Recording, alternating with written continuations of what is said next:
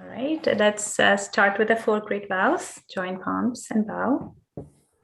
The four great vows. I vow to deliver innumerable sentient beings. I vow to cut off endless fixations. I vow to master limitless approaches to Dharma. I vow to attain supreme Buddhahood.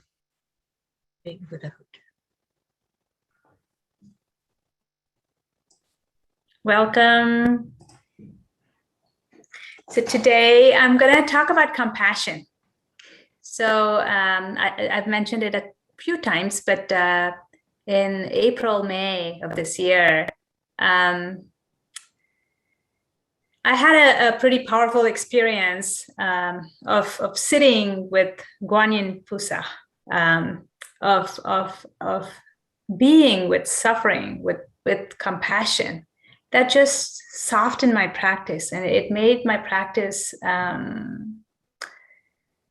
open and soft. And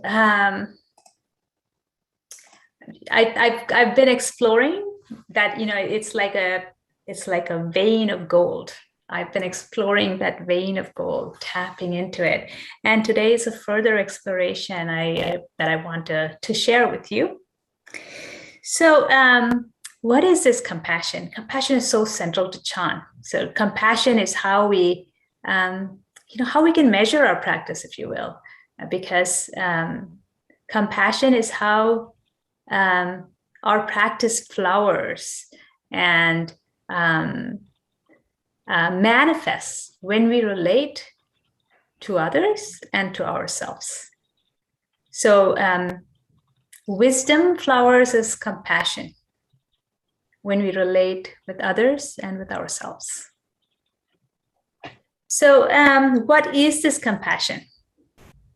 So Gilbert says compassion is an interest in suffering. It's taking an interest in suffering. So, suffering is like not fun, right? And how come we take an interest in suffering? So, the best way I can explain that is by asking you to visualize Guanyin Pusa, how Guanyin Pusa is with the suffering of the world. So Guanyin Pusa, when Avalokiteshvara, that's Guanyin Pusa's previous iteration, if you will, 1.0, Guanyin Pusa 1.0. So when Avalokiteshvara attained enlightenment, he was going away from his city.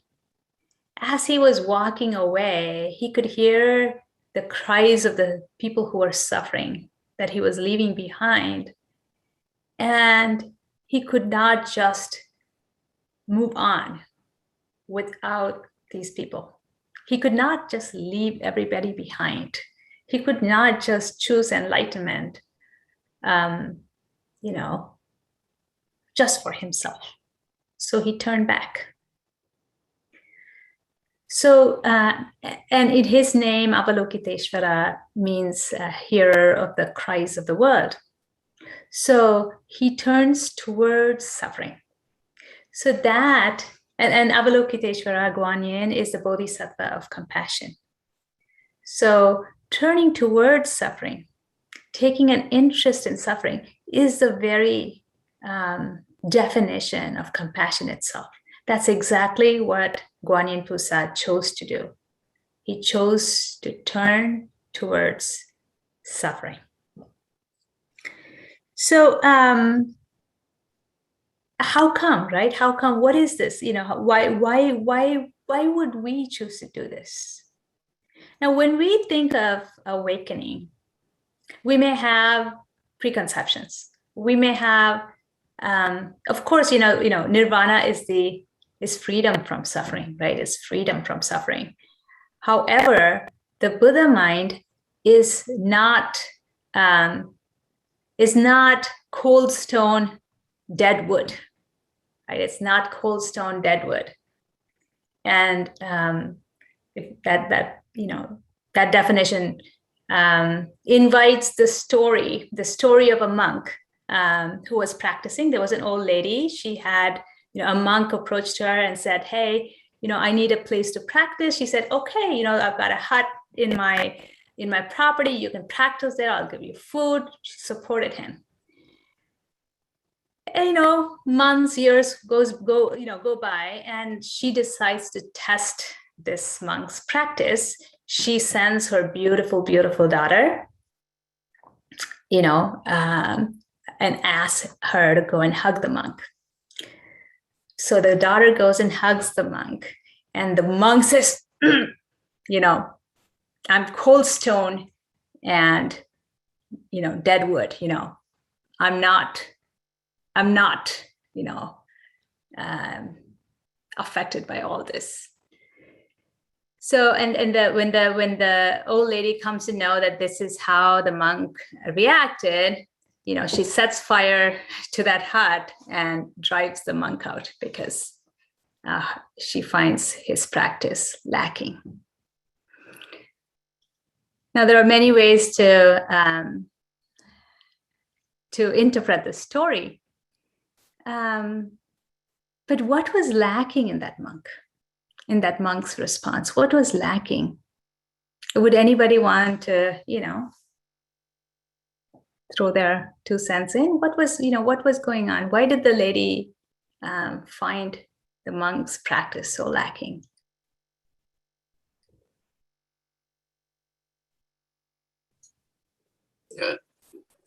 The monk has almost like no feeling at all.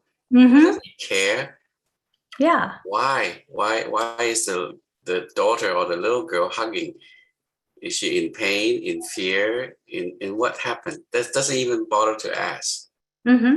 Mm-hmm. Yeah, no feeling, no compassion, says Suzanne. Not engaging in the world, Wendy.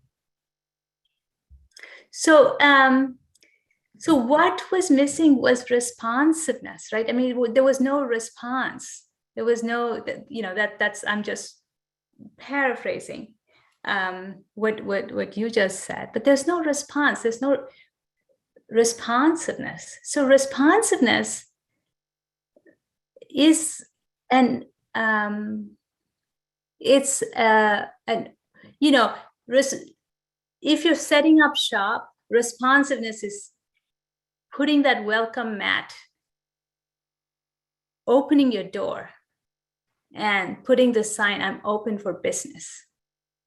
If you're a bodhisattva in this world, you've got to be open for business. And being open for business is that you're willing to take in whatever comes in, and you're responding, right? So that responsiveness can be characterized in 4 different ways. There are 4 qualities of the responsiveness of the Buddha mind. These 4 qualities are called, there are a couple different terms. One of them is the 4 immeasurables. The 4 immeasurables, meaning that these are boundless qualities. And in Sanskrit, it's called apramanas.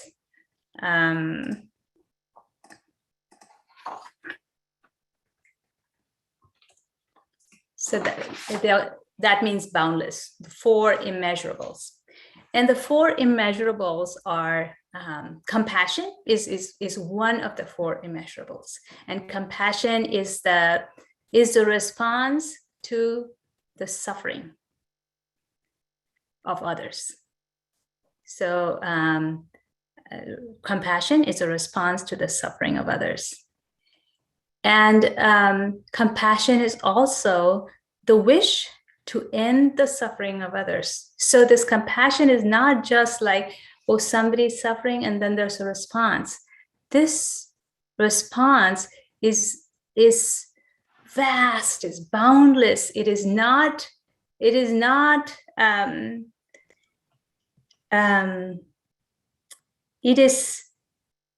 irregardless of who is suffering. So it is not conditional, it's unconditional It's an unconditional response to suffering that that not only wants to alleviate suffering, and that's the Guan Yin Pu says, 1,000 arms, that response, that wanting to end suffering.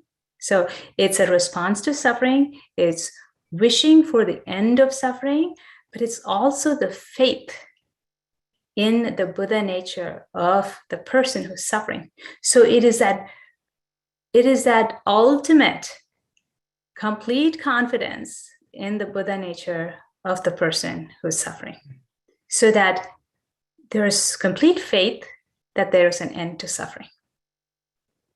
So that package is compassion. So while compassion is one of those four immeasurables, another of the four immeasurables is Maitri, loving kindness. Now compassion, is Karuna, and Maitri, which you may know with the Pali name Metta. So that is loving kindness, and loving kindness is a wish that all beings attain complete happiness. Now, complete happiness is Buddhahood. So it's a wish that all beings are complete, that they attain complete happiness. And this as well is unconditional, it's boundless, and it is backed by this complete faith in the Buddha nature of the being who is suffering, that being who's not completely happy right now. So we've got Karuna, Maitri, and we've got Mudita, which is appreciative joy. This responsiveness is recognizing that somebody is happy, to feel joy for them. So when you see that, this is Dharma joy. This is an easy way to understand this, is Dharma joy. So that is another kind of a responsiveness. And the fourth quality is equanimity, which is upeksha in Sanskrit. That's equanimity. And equanimity is really the base on which these other immeasurables built, because this equanimity is that unconditionality itself. All right, so now we know where compassion belongs in the responsiveness of the Buddha mind. It's the responsiveness that is for a bodhisattva, or for an aspiring bodhisattva, right? For an aspiring bodhisattva or the bodhisattva, for a Chan practitioner, compassion means that you're open for business, that you're putting into action this vow that you have made to deliver innumerable sentient beings. So one note is that this compassion is not just for others. This unconditional compassion cannot just be for others. When your own suffering arises, it's the same compassion that is the responsiveness of the Buddha mind greeting that suffering. Okay, so with that note, what is it that this compassion is? How is it different from just wallowing in suffering? You're hurting and you're just like not wanting to get out of it. So contrast compassion, which is an interest in suffering, versus just being stuck in suffering. What is it that's different about these two?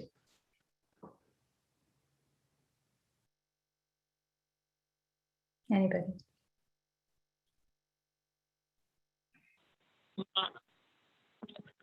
Say wisdom. Wisdom? Okay. Anybody else? You're not stuck in your small self. Say that again, Harry. You're not stuck. When you're suffering as just suffering, that is the small, preoccupied self rearing its ugly head. Thank you. Yeah, you're not stuck in your small self, and there's wisdom, compassion. There's wisdom, and on the wisdom, what exact aspect of this wisdom? What is it? What is this? What exact aspect of this wisdom? I think wisdom is view the suffering as illusion versus view the suffering as real. Okay. All right. Awesome. Okay. Yes.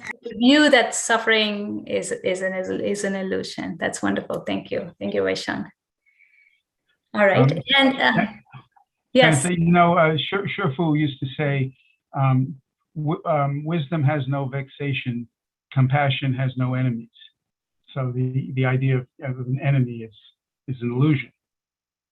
Say that again, Harry. Wisdom has no vexations. Compassion has no enemies. Compassion has no enemies. Okay. I'm not sure I get the compassion has no enemies. Well, nothing. In other words, there's nothing holding back your compassion. Okay, wonderful. I think that's my understanding of it. Okay. So it thinks a direct pointer to the immeasurableness, the boundlessness, the unconditionality. And if I could just add one thing, I have an insight from the Lotus Sutra. So throughout the Lotus Sutra, the Arhats, when they're given the prophecy of Buddhahood, they say, we got what we never had before. And at first that puzzled me. It's not like the Arhats needed a new toaster oven or a timeshare in Florida. What they got was the ability to help others. What they got, which they didn't have before, even though they had abandoned greed, hatred, and ignorance, they got compassion. Yeah. Thank you. All right. So another aspect of this compassion is that with compassion, there is an end to suffering, and there's a confidence in the end to suffering. There is a knowledge, the knowledge of how suffering has come to be and how suffering can end. Right? There's a confidence in that. Now, what do we? There's a Sanskrit word for that. Gilbert's favorite word.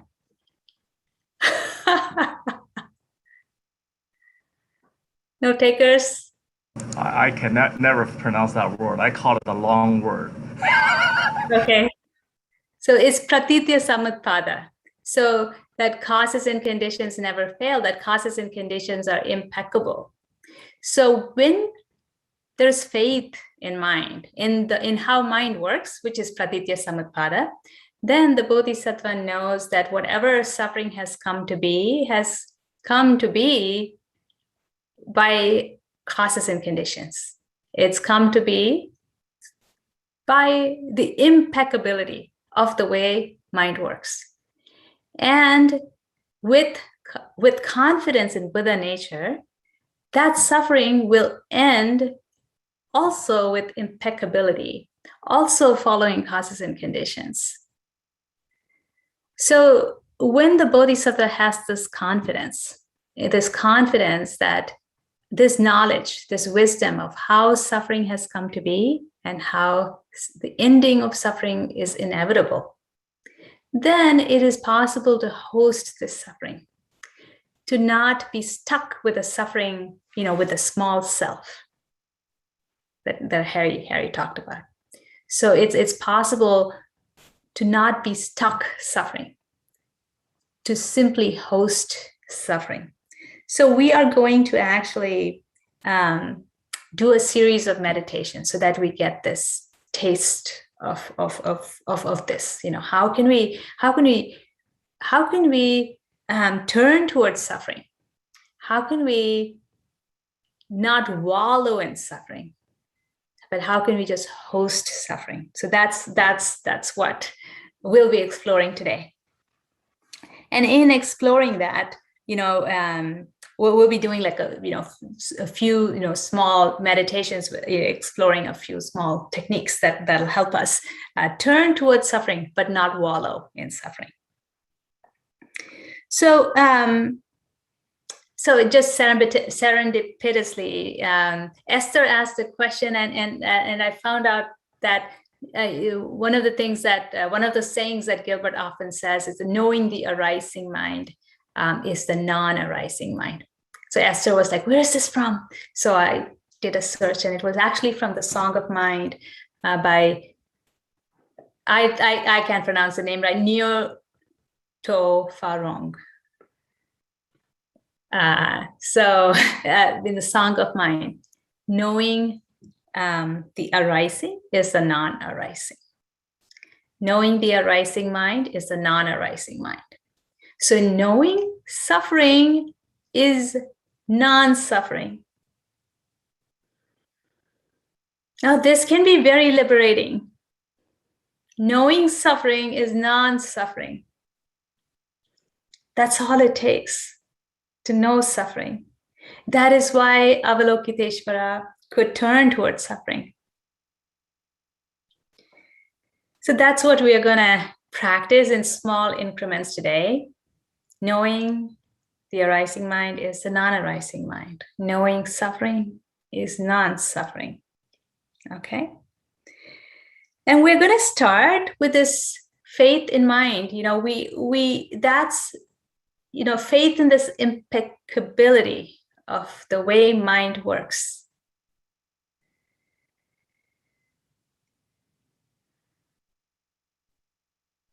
Often when we suffer,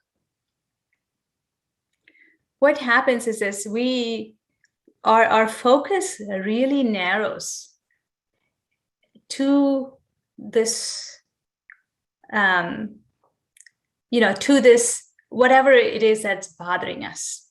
Our focus really narrows. And it's a good thing, we have this ability to focus. That's a good thing. But we find that we cannot turn our attention away from what's bothering us. And that is what causes this wallowing in suffering. That we are stuck in suffering. We are in the small self, and we missed. It's a case of mistaken identity when we take this suffering and the suffering person to be a real self. So it's a case of mistaken identity. So the first step in working with suffering is to prefer the container to what is contained. Now there's a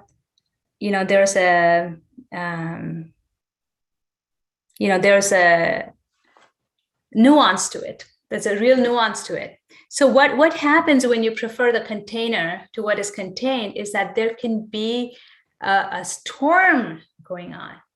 But when you are the container holding the storm becomes a storm in a teacup, right? It becomes manageable. So preferring the container means that suffering is happening, and it's okay for the suffering to happen. You're not mistaking the suffering self to be you. The nuance is that you're not turning away from the suffering. So often when we start meditating, we love the peace that comes from meditation. We go on a retreat and we get a taste for how wonderful it is, how peaceful it is when everything is calm. And then we come out of retreat, or we get off our meditation cushion, and we cannot handle it when, when life throws its ups and downs at us. So, and we want to kind of run away from this everyday suffering. So what we want to do is we want to have that it's okay for suffering to arise. Why? Because suffering has come up because of causes and conditions, and it'll go away because of causes and conditions. But we have faith in mind that what is suffering is impermanent, that what is suffering is not substantial or separate. So it's okay for that suffering to come up and to go away. So being the contained, turning towards suffering, knowing the suffering is the non-suffering. Knowing the arising mind is the non-arising mind. Okay, but to do it in such a way that you are not stuck to the not suppressing the arising. Okay, so yes, there's suffering, and it's okay for there to be suffering. Yes, there's suffering, but it is impermanent. Yes, it's suffering, but it's not a thing. Yes, it's suffering, and it'll pass. So that is the, holding suffering, being the container, not being the suffering self. All right. So that is easier said than done, but it's a lot easier to kind of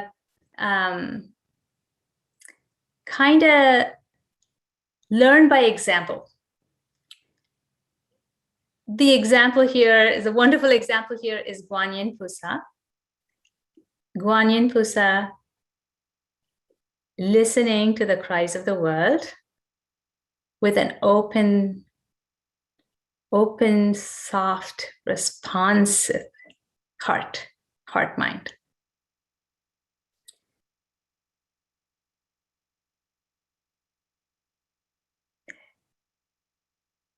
If you can tap in to that frequency, to that resonance of Guanyin Pusa, turning towards suffering, I invite you to meditate. Turning towards suffering,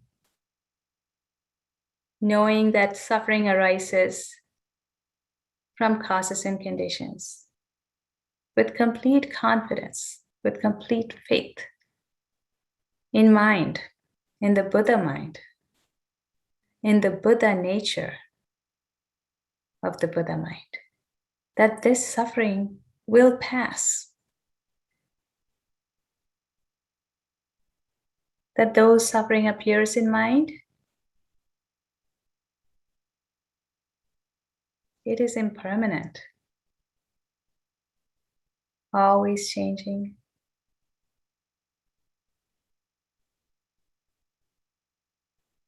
It is empty. It's not substantial. It's not really solid.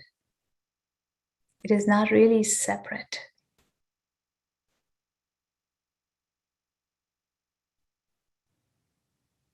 And just allowing the suffering to pass.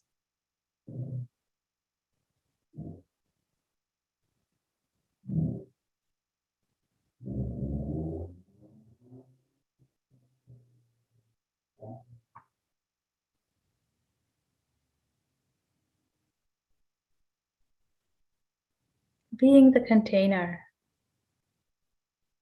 allowing what is contained to arise, to abide, and to cease in perfect accordance with causes and conditions.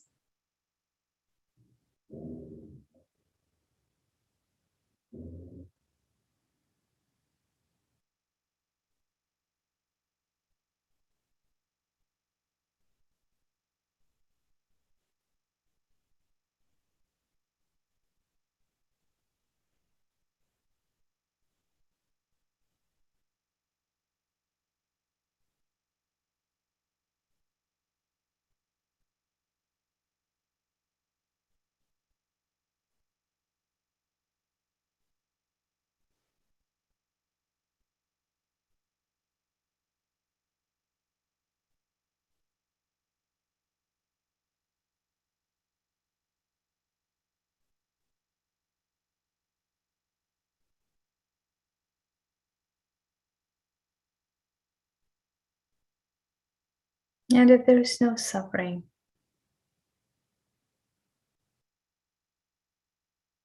to continue to experience this boundless compassion.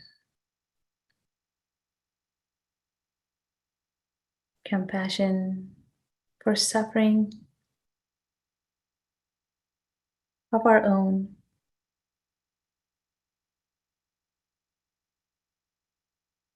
and for suffering anywhere in the world.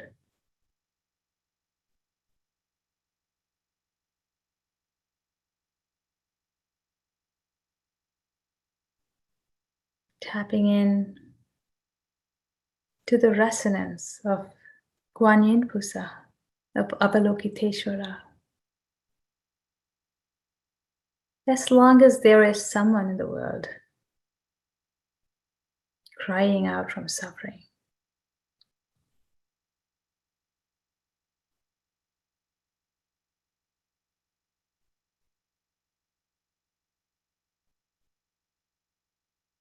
to be the compassion.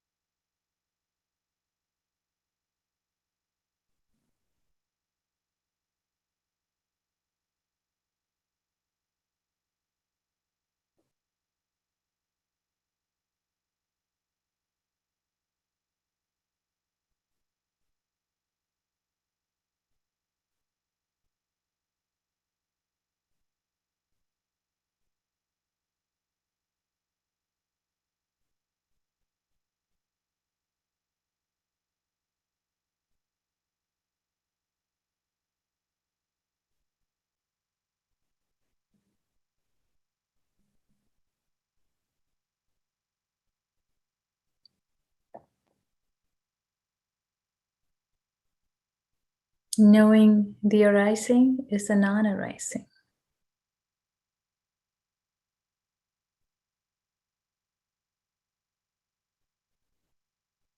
Knowing suffering is the non-suffering.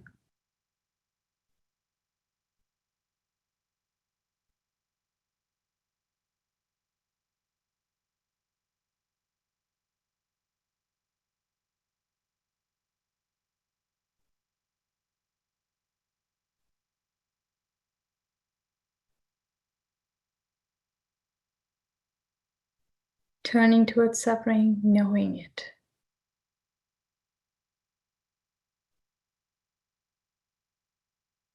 Knowing it through all its characteristics. Impermanence, constantly changing nature of what is contained.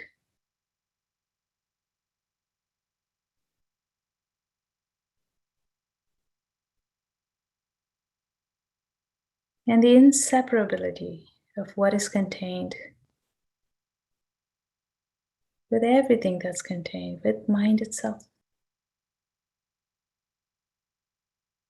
And the insubstantiality. There's nothing solid nor separate about this suffering or about what is suffering.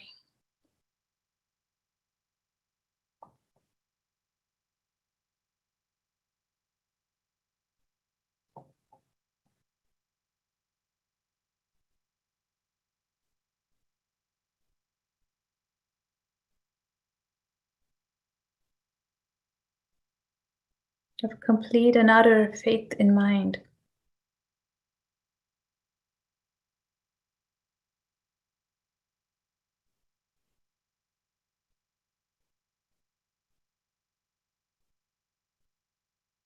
That knowing arising, that knowing suffering returns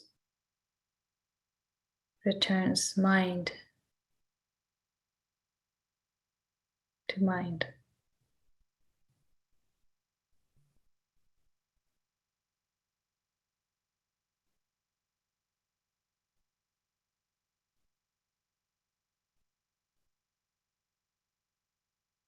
Vast and open.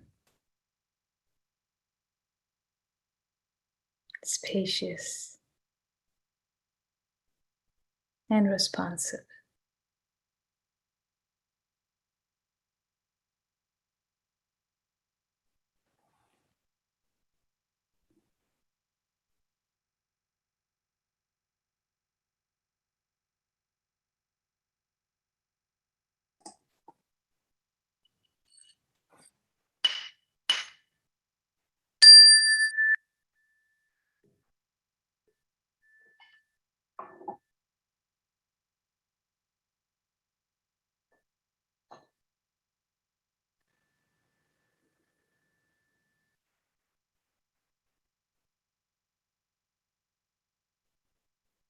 And so we begin approaching suffering from the perspective of mind.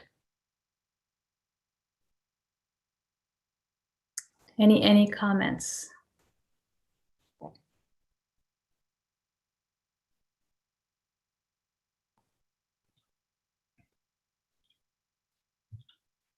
Sentha?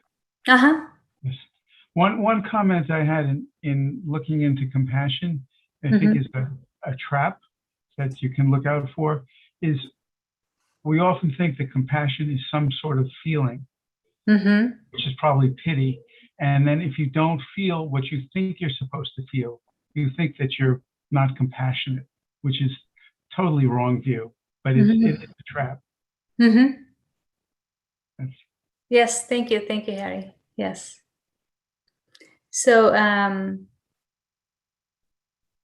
there may be sensations that accompany compassion, but it's good to not confuse those sensations for compassion.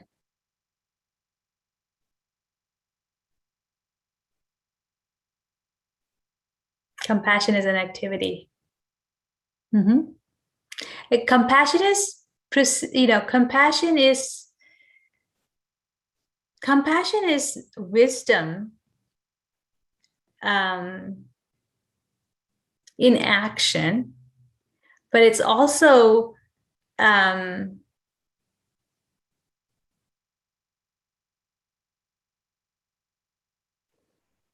compassion is defined as the precursor to activity. Compassion is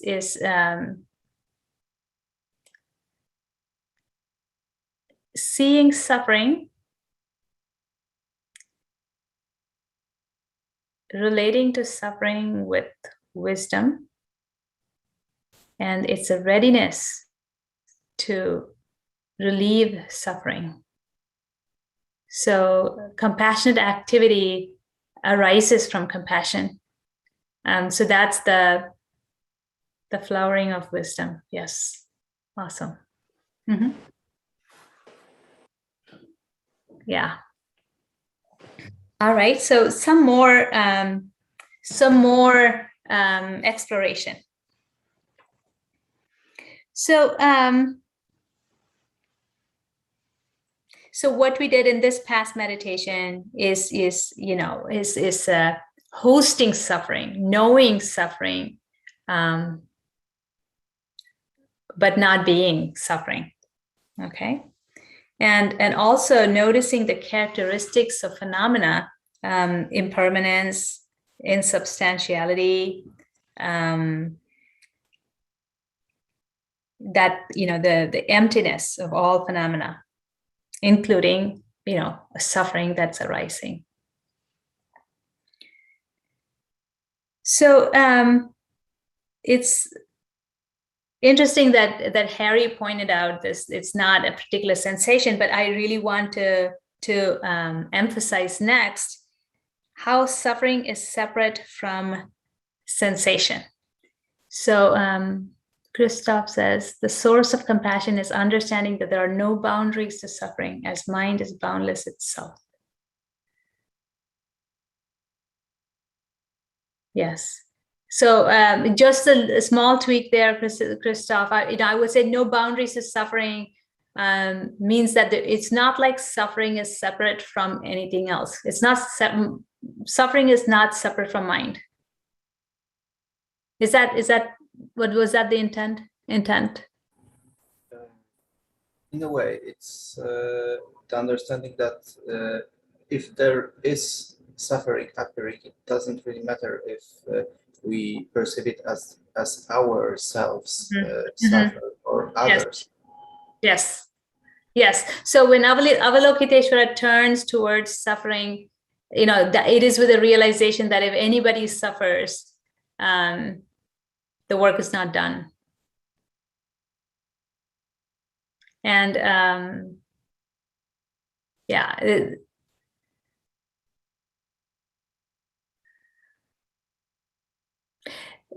it's just as worded, mind is boundless. Suffering is not boundless, though. I just want to just make sure that that's called out, that suffering is a contained. It is part of mind, but it is not all of mind. Suffering itself is an illusion of the being that's suffering. Mm-hmm. But still, when the illusion is arising, then the suffering is arising too. Yes. This is Mark. How I'm interpreting it, suffering is the self, and the self is illusory. So it doesn't exist. That when there is suffering, then there are beings attached to the self.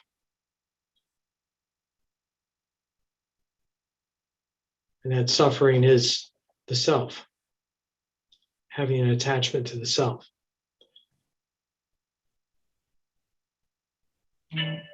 I'd say that sometimes it's not being attached to self.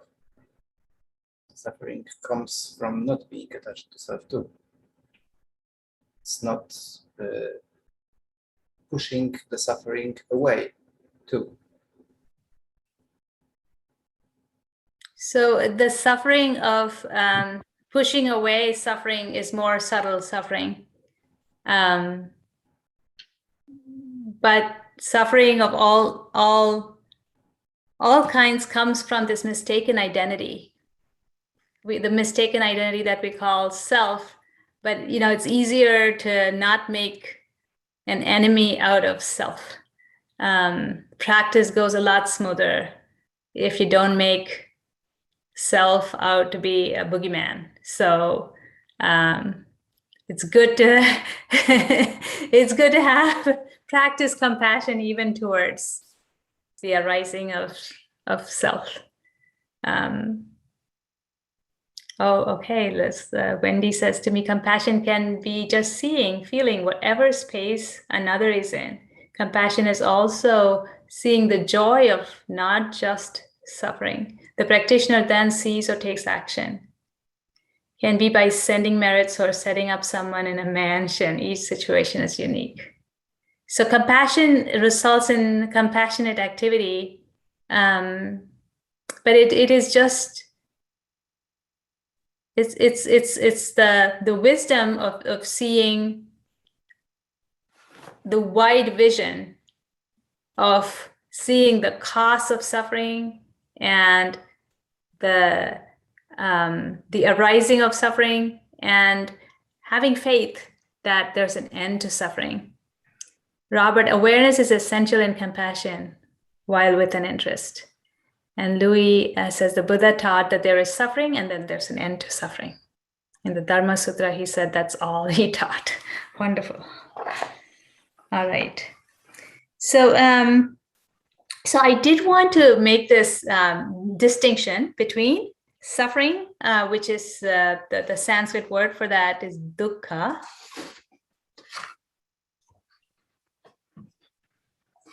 Dukkha, and sensation, which is often translated as feeling, which is Vedana. So Harry says compassion can just be letting another person know that they are seen. Oh yeah. Chalan, this is a bit abstract for me. Can I ask an elementary question? How do I extend my compassion to somebody who hates, harms, or attacks me? All right, okay. So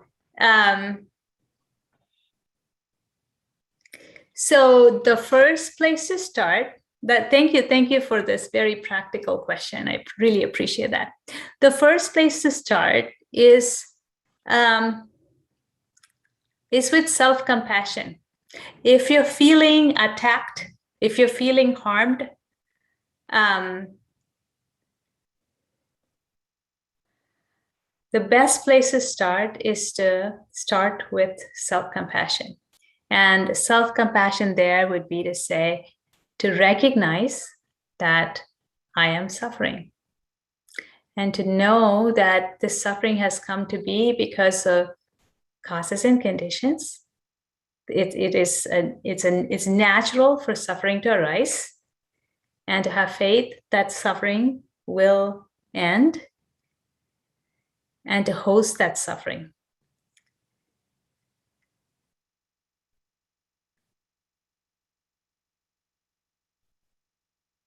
And when you can do that, when you can be with your suffering, and when you can allow it to be and allow it to change and allow it to pass and allow it to keep changing. The suffering of this moment is not the suffering of the next moment. To allow it to flow.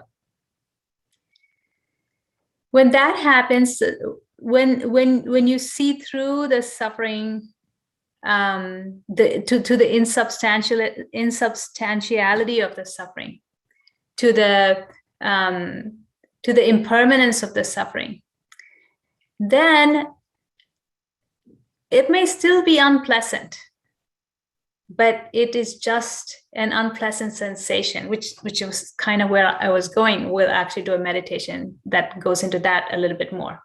So it becomes unpleasant, but it is not.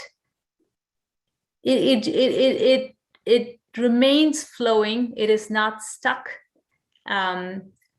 When it's possible for you to treat your own suffering like this, then to look at that other person and to see that, however mistaken they may be,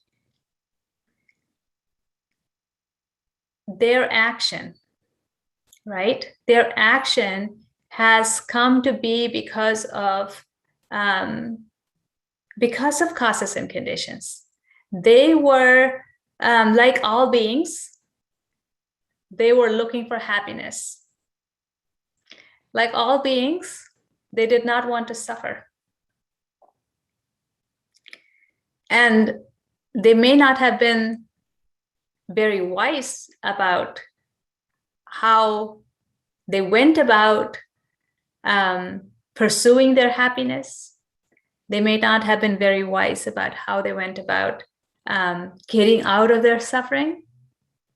But they, like all beings, were trying to be happy, trying to get out of suffering. And they may have been very mistaken, very unwise in how they went about doing this. So when you can recognize that at the very heart of this other being is the same exact wish for happiness, is the same exact wish to be free of suffering that you have, that everybody has, then you may be able to see their action in that wide vision of compassion. So yeah, when you can see their, so Cholan says, do I stand up to fight for what is right? That might mean ending their happiness. So when you can look at this other person's misguided action maybe, as coming from this place, the place that is there, that everybody comes from, of wanting their own happiness, of wanting to end their suffering. When you can really tune into that, then the action that you need to take will arise from that. So at that point, you can be compassionately present with whatever is going on. And from that compassionate presence arises compassionate activity. And what form may that compassionate activity take? That is going to depend on the situation. So compassionate activity arises as though, if there's a cut in one hand, the other hand bandages the cut hand.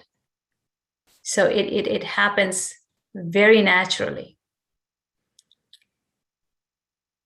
And does that mean ending their happiness? No, because when there's compassion, you are interested in the happiness of the other person also. So it may mean that you put an end to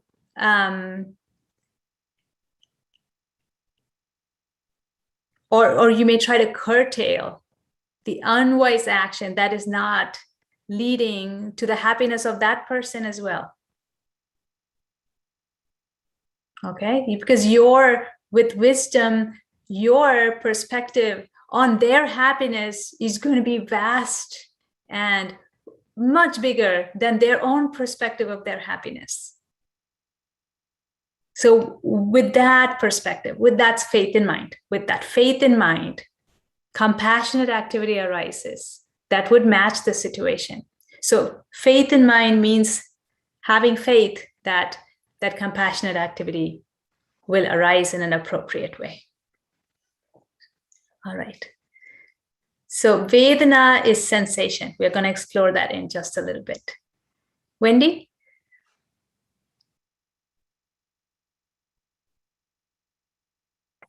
Yeah, I just went through that exact situation with a person for like the last 6 months, and I had so much anger at this lady who was holding a knife to me and swearing and doing all kinds of stuff like that. And I was so angry, and I was like, "You got to show compassion." And I meditated. I did recite, and I was still not in a space, my peaceful space. And when I finally realized that, wait, I don't have to put up with that. Wait, I need to be compassionate to myself. First, I don't have to put up with that. So let's decide that. So the next thing was, did I want to beat her or did I want to not beat her? I didn't want to beat her. So I got a restraining order. I got her put in jail. She's off her meth. She's off her drugs. She's taking her psych meds.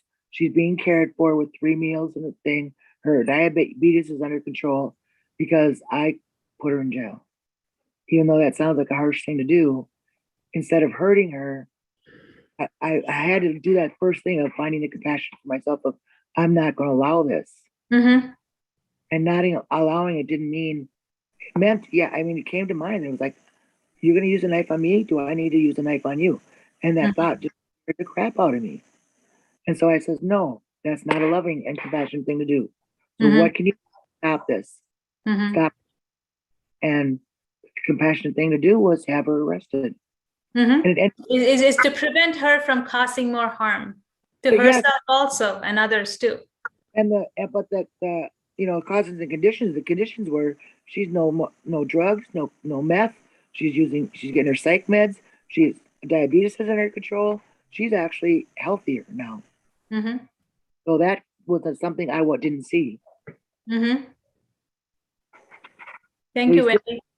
With compassion, but don't allow somebody else to hurt you. That's not being compassionate. For allowing someone to hurt you is not being compassionate. Thank you for that real world example. All right, so I want to talk about the difference between dukkha and vedana. Dukkha is suffering. Vedana is often translated as feeling, except that in English, when we say feeling, we are talking about emotions.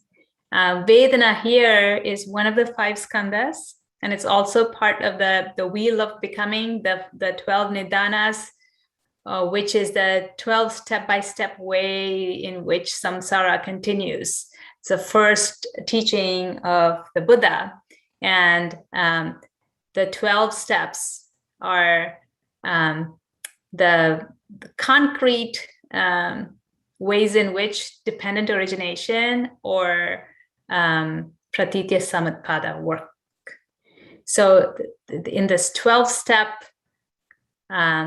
continuation of the wheel of samsara, this sensation or this feeling, Vedana, is one of them. It's also one of the 5 skandhas.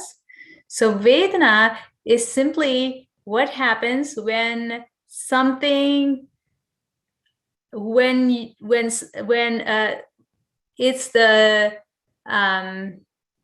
something impacts, when there's a sense impact, what happens as a result. So so you see something, you hear something, you feel like a body sensation, you smell something, you taste something, immediately there's that first response is Vedana. That first response is simple, it's very, very simple, is, that was pleasant, oh, that was unpleasant, or it's a blah. It's neutral. So pleasant, unpleasant, neutral. So the very first response, reaction to something that's impinging on your senses, the response is pleasant, unpleasant, or neutral. So now this is the most basic, the first what happens, right? And it gets more and more complex. So often we confuse suffering for unpleasant sensation. Now, unpleasant sensations can be there without suffering. So this is really, really important to make a distinction between unpleasant sensation and suffering. Okay, so we'll talk about this some more, but before we do that, we're just going to do a meditation. We're just going to do a body scan, and we're just going to look at what the sensation is. Is it pleasant, unpleasant, or neutral? We're just going to notice that. And we're not going to do anything about it, right? I'm just going to ask you to notice. I'm just going to go down the body, and I'm just going to ask you to notice what does it feel like on your head, say, on the top of your head? Pleasant, unpleasant, neutral. And you're just going to note it. And the most important thing here is that you're okay with a pleasant sensation. You're okay with an unpleasant sensation. You're okay if it's a neutral sensation. If you can hardly feel that part of the body, that's totally fine. You're just gonna look at it. Pleasant, unpleasant, neutral. Can't feel a thing, it's okay. And you're just gonna move to the next part of the body.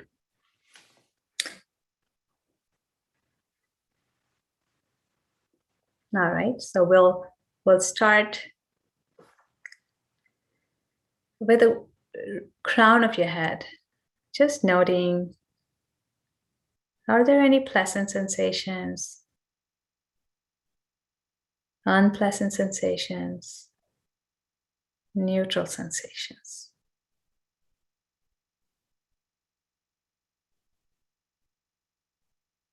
Forehead.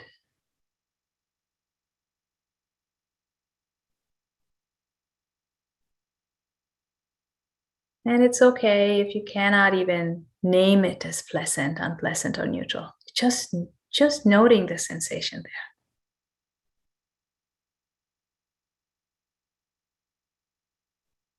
Just allowing it to be what it is. Not trying to relax. Not trying to make it better.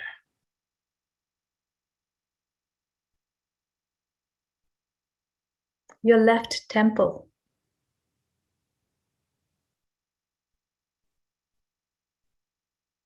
Your right temple.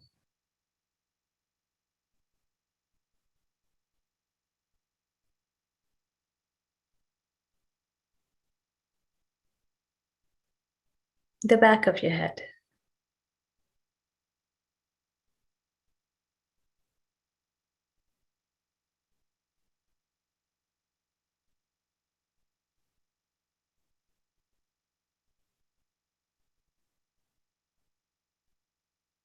Your left eye.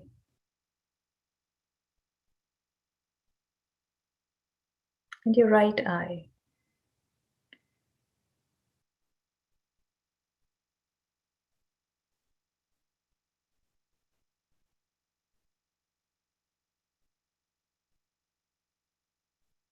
Your jaws.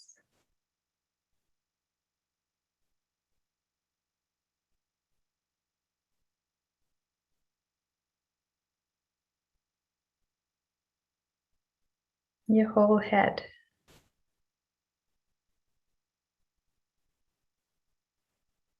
Noting pleasant, unpleasant, or neutral sensations.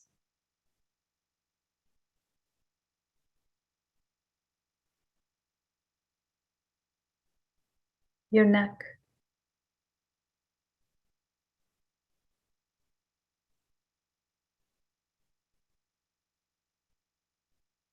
Your left shoulder. And your right shoulder.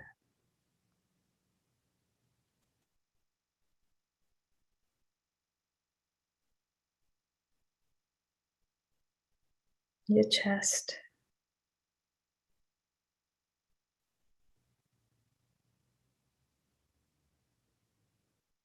Your upper back.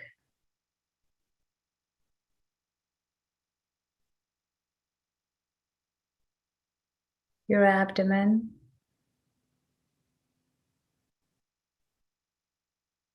And your lower back.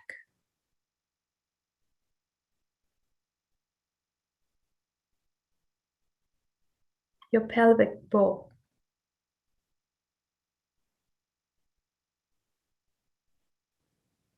Your left upper arm.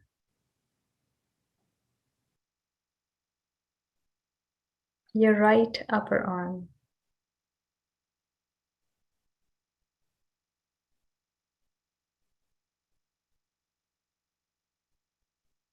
Your left lower arm. And your right lower arm. Your left wrist and palm. Back of the hand and fingers. Your right wrist, palm, back of the hand and fingers. Your entire left arm and your entire right arm.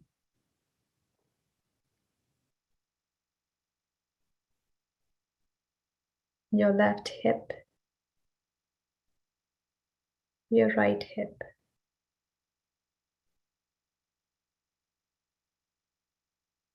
Your left thigh and your right thigh.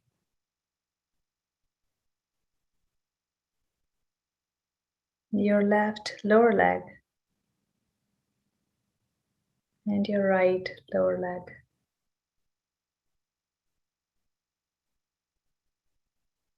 Your left foot and all your toes on the left foot. Your right foot, the toes of your right foot. Your entire left leg and your entire right leg. Now the entirety of your body.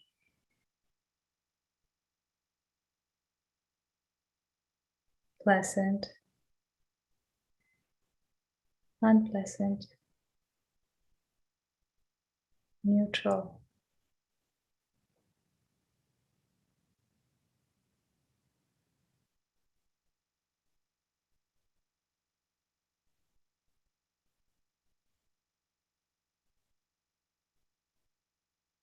Now paying attention to your whole body.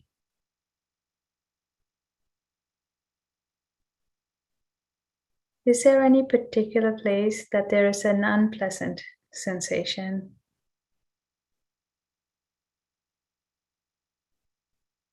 That is noticeable.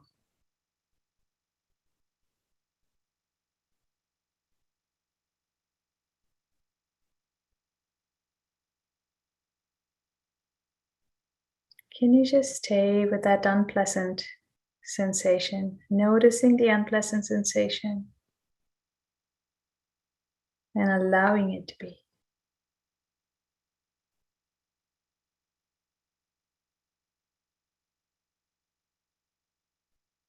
Allowing it to be in constant flux, always changing.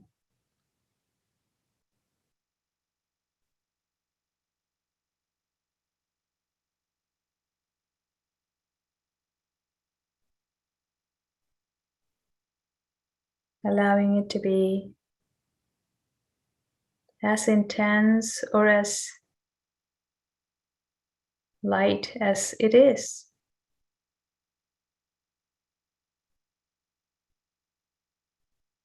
Allowing it to be as big or as small of an area that it takes up.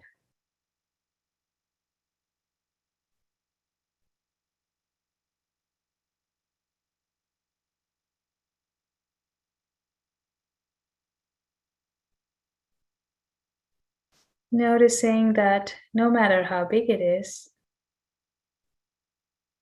it's not really a defined boundary to this sensation.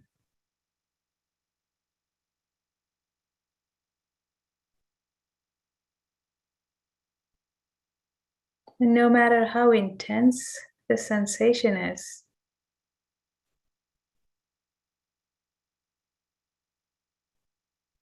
it's not really separate from the whole body.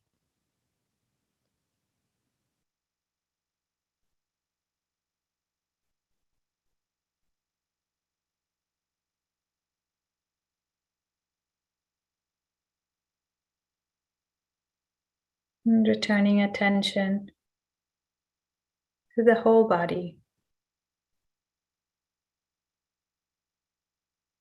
And becoming aware of the weight of the body transferring down,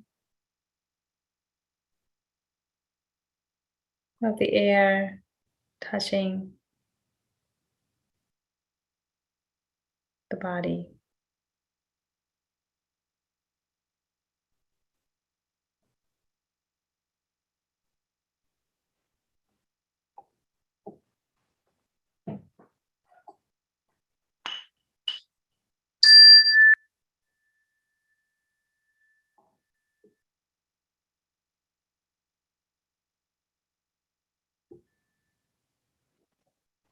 All right. How was that? Were you able to stay with sensation? Yes. Yes. All right. And were you able to stay with the unpleasant sensations? I hope you got a taste for unpleasant sensations, just allowing the unpleasant sensation to be unpleasant without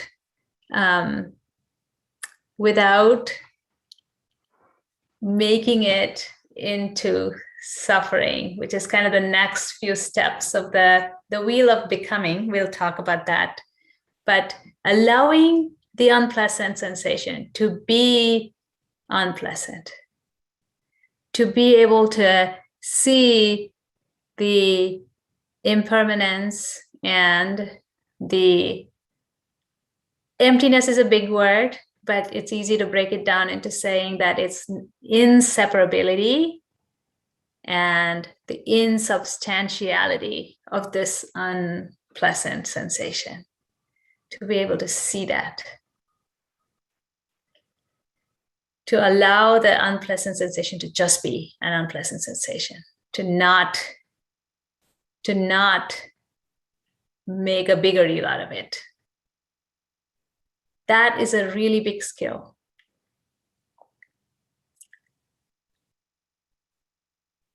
That with that skill, you know, if you could just let the sensation be a sensation, that, you know, the Vedana be Vedana, that's one way out of the wheel of suffering. Okay, that's the biggest way out of the wheel of suffering. When there's a sense impact and there is a sensation, pleasant, unpleasant, or neutral, not building on top of it. So that's way out, number one. Okay. So in the wheel of becoming, let me see, there's a picture that maybe I could send out this picture.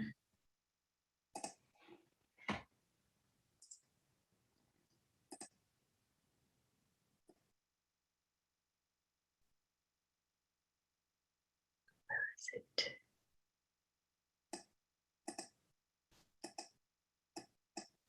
There it is. So there's a picture if you want to look at it. In this wheel of becoming, the contact, at the very bottom of the contact is that sense contact. From contact arises feeling. Maybe I can share my screen. Give me a second. I'll do that.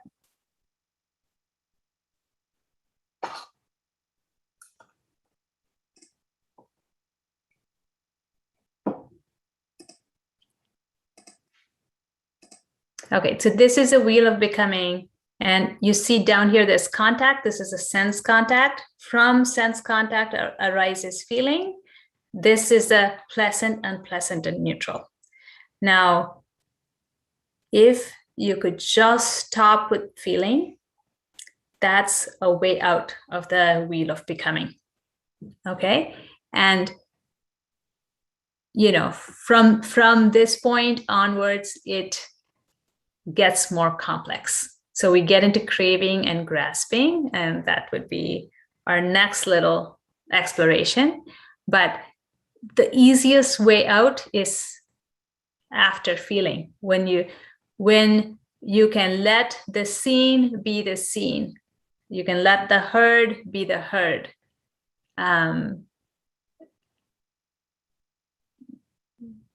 It's as simple as that.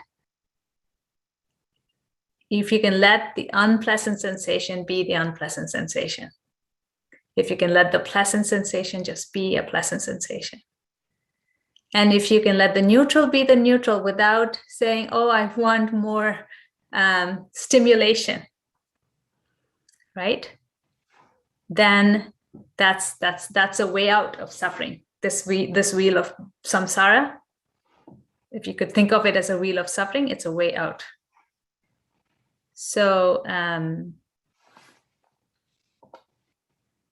let me stop my share. So the next opportunity is when we find that we have made something out of this sensation. Okay, I have a comment here, a question. We sense and stay there or let go. So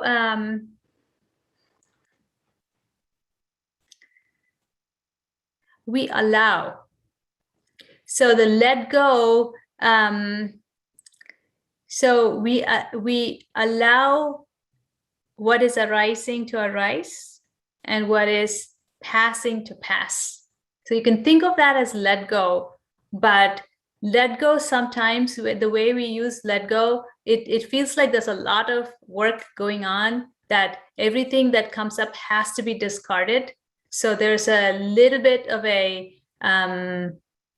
there's a little bit of correction that's needed there in just simply letting go in the way we normally use it.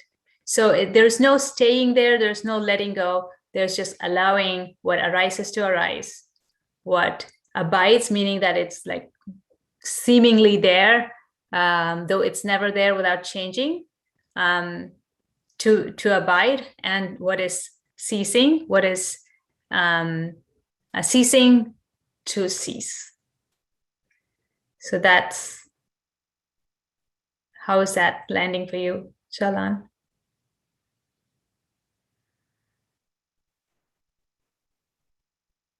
Yeah. Okay. So that's what we did with our work on the sensations.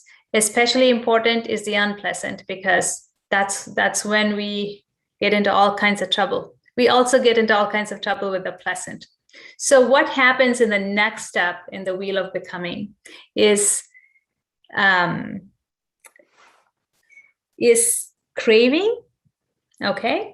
So craving is, oh, I tasted some amazing chocolate, right? So pleasant. And then you want more. So that's craving. Craving is also, yuck, this is so uncomfortable, right? I want out of here. So that's when, you did your body scan and you found a place in your body that did not feel good, right? And what happens then? You want to,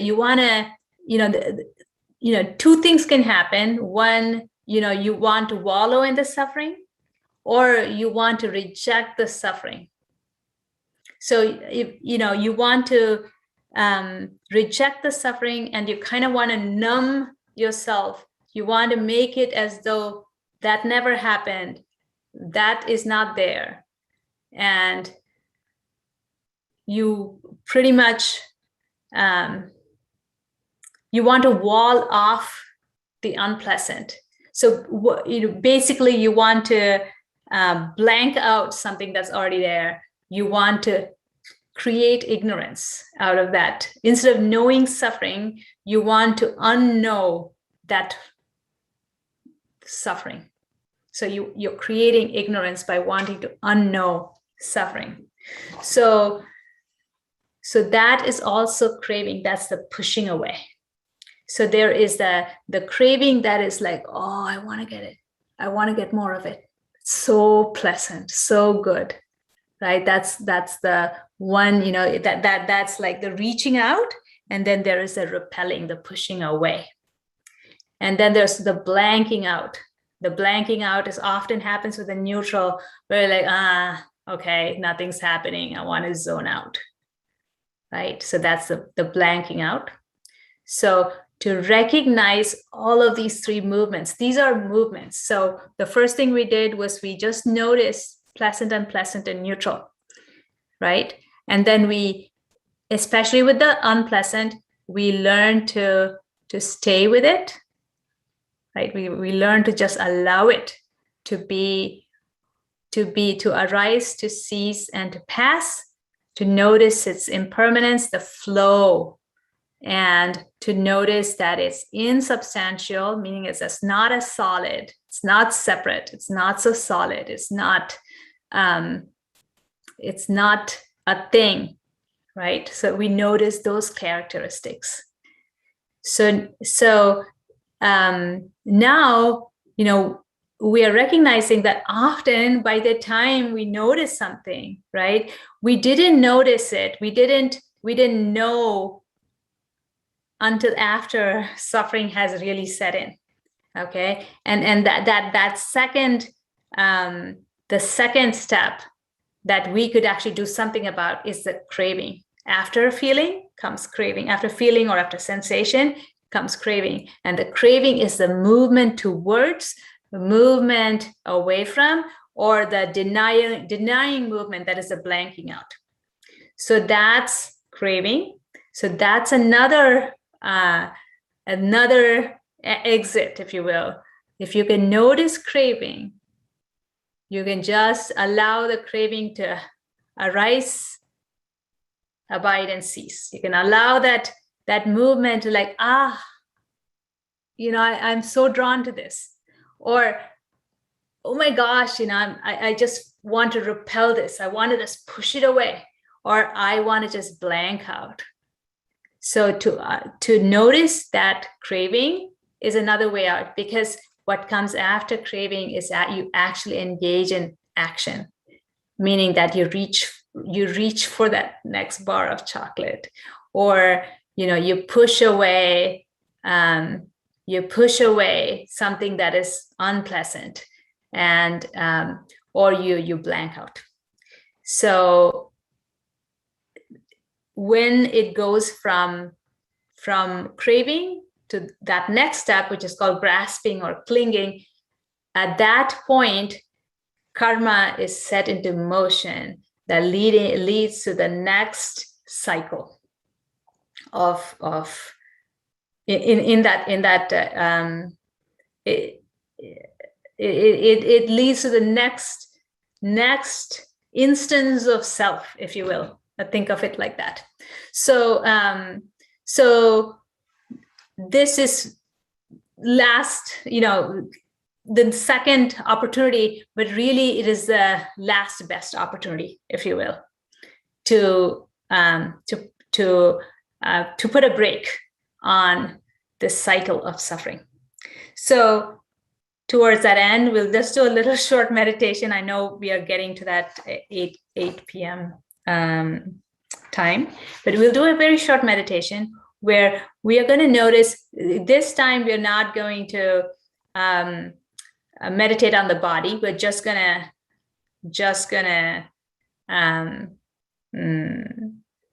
it's just mind watching mind as whatever comes up, as whatever, that which is a natural functioning of mind, that there's a thought, there's an image, right? Whatever comes up, just keep an eye out for this movement towards, movement away from, or this kind of a blanking. That is craving. That is, and when you notice that movement towards, movement away from, or that blanking, don't go like, oh my gosh, that's terrible. So instead, just allow that to just go away. All right. So don't compound craving by adding craving to craving. Don't compound craving by saying, oh my gosh, I don't want this. Instead, just allow it to arise and allow it to pass. So you're just noticing how when something pleasant comes up, a pleasant thought, a pleasant image, there is a movement towards. When something unpleasant comes up, unpleasant thought, unpleasant image, there's a movement away from.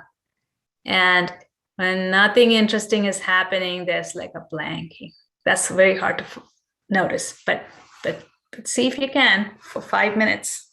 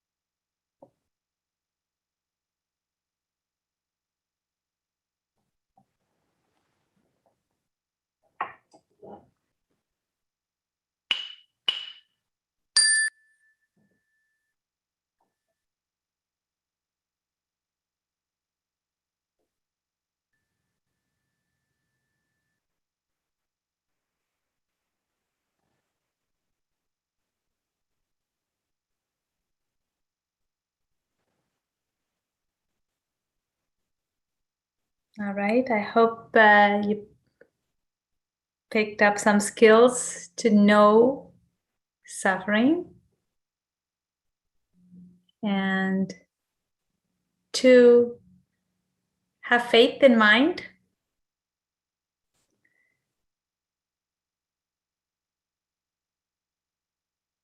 To host suffering, to be the container and not the contained.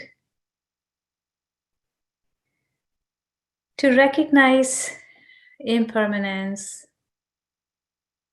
and emptiness of any substantiality or a separateness of whatever that's arising. To distinguish suffering from unpleasant sensations.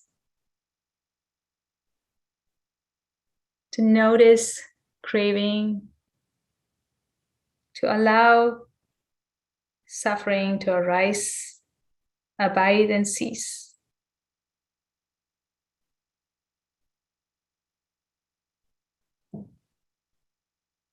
Thank you very much for coming today.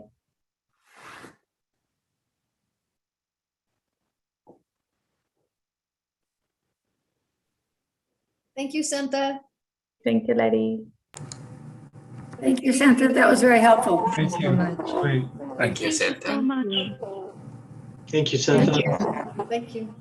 Bye. Bye. Yeah, Bye-bye. bye-bye. Bye. Hi, Angela. Can I ask you a question? Sure. Is it right? Gilbert mentioned he's going to have a retreat in Seattle. In Washington, D.C. Oh, it's DC, Washington, DC, not Washington State. Yeah. Always in the East Coast, huh? Well, yeah, I think it just happens to be. Oh, okay. Okay, just be patiently waiting someday in the West Coast. Well, I'm sure if you can arrange and invite him, he'd be happy. Yeah, but they need to